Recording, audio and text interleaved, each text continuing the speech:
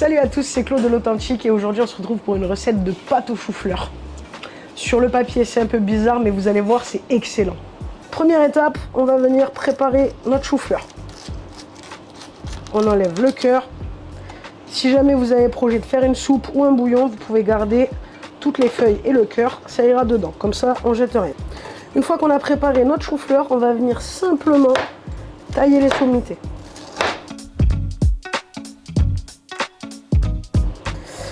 On va se garder quelques petites têtes de chou-fleur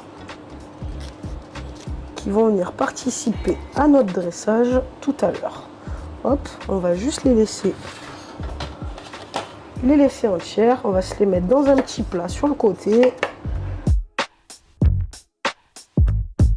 Une fois qu'on a coupé nos petites sommités de chou-fleur, on va se les laisser sur le côté et on va passer à ce qui va les accompagner. Pour accompagner le chou-fleur, du coup, on est venu émincer quelques petites échalotes très finement et on va balancer ça en casserole. Je commence par mettre un joli filet d'huile d'olive. On va venir ajouter nos petites échalotes et on va venir ajouter nos petites sommités de chou-fleur.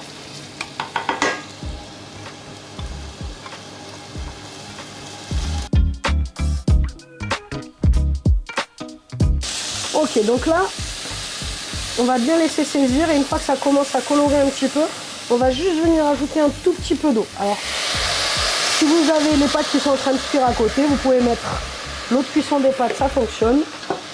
Tac, moi j'ai triché, j'ai fait cuire mes pâtes hier. Et là, on va laisser venir cuire ça environ 10-15 minutes, tranquillement. Pendant ce temps-là, on va s'occuper des sommités de chou-fleur qu'on a gardées de côté. On va simplement venir les assaisonner avec un petit peu d'huile d'olive.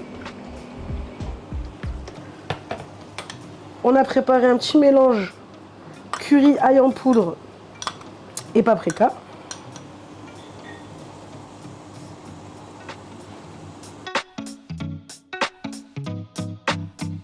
Ok, donc là, on est à la fin de la cuisson du chou-fleur. Donc vous voyez, j'ai rajouté encore un petit peu d'eau. Et là, on va venir assaisonner. Donc, le poivre. Tac. On se met une bonne rasade de sel. Tac. Et on vient remettre un petit peu de notre mélange d'épices. Curry, paprika, ail en poudre. Bam. On va venir mélanger tout ça. Pour amener un petit peu d'acidité à la recette, on va venir se presser un demi citron vert. Pour le côté gourmand, on va venir ajouter une bonne grosse cuillère de mascarpone. Alors là, il n'y a pas de dosage. On se fait plaisir. Hop. Une fois que le mascarpone a bien fondu, hop. Qui dit pâte, dit parmesan. Donc on va venir se faire plaisir et ajouter pas mal de parmesan. Donc là c'est pareil, c'est un peu selon les goûts. Moi j'aime quand il y en a pas mal.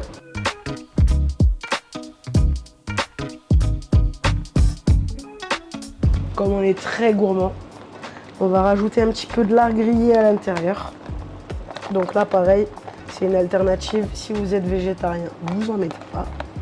Notre sauce est enfin prête. On va pouvoir balancer les pâtes qu'on a fait cuire à l'intérieur. Donc là, les pâtes, c'est libre choix. Moi, j'ai pris des spaghettis.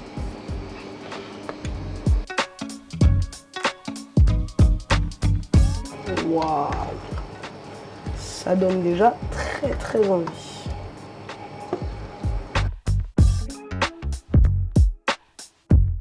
Nos petits choux-fleurs grillés sont prêts.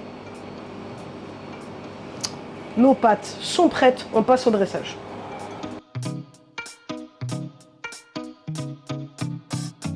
On va rajouter du parmesan parce qu'on aime le parmesan.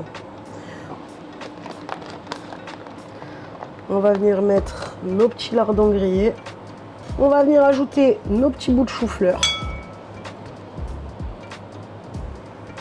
Bien grillé. Et on va finir avec une pluie d'oignons frits. Et voici notre recette de pâte au chou-fleur et lard grillé.